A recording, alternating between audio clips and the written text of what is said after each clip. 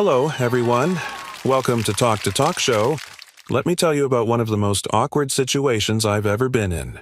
You know that feeling when you think you're super charming, but reality has other plans?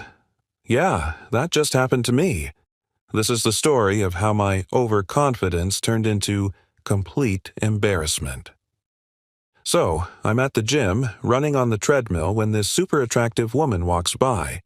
I'm thinking, yep, this is my moment. I muster up all my confidence and say, "Hey, did you know running is like life? Every step brings us closer to our goals." She stops, looks at me, and I think I've really impressed her. But guess what she says? "Oh, I just wanted to tell you, that towel is mine."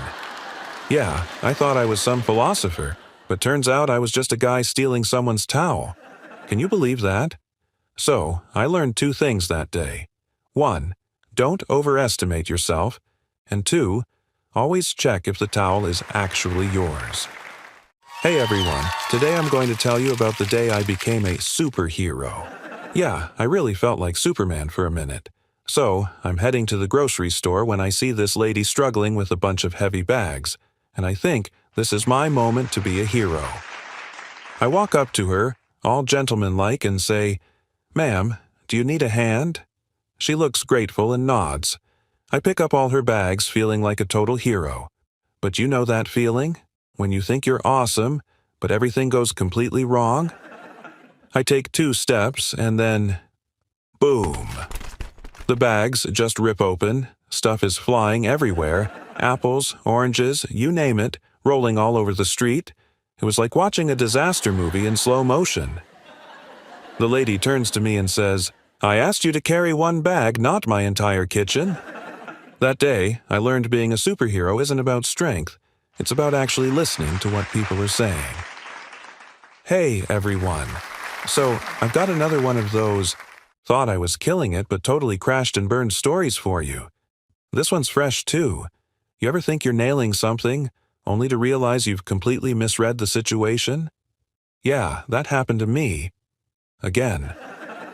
I was at this fancy restaurant the other night, trying to impress my date.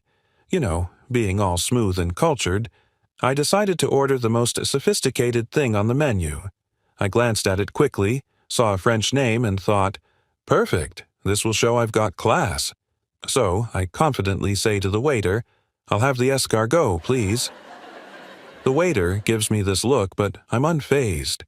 I'm thinking, yeah, he's impressed. So, a few minutes later, the dish arrives, and it's literally a plate full of snails. I just stare at it like, what in the world have I done? My date?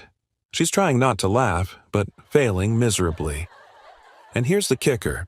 I still had to pretend like I knew what I was doing, so I just go for it, slurping down snails, acting like I'm enjoying it, while inside I'm crying. I was trying to be Mr. Fancy, but I just ended up being that guy. Lesson learned.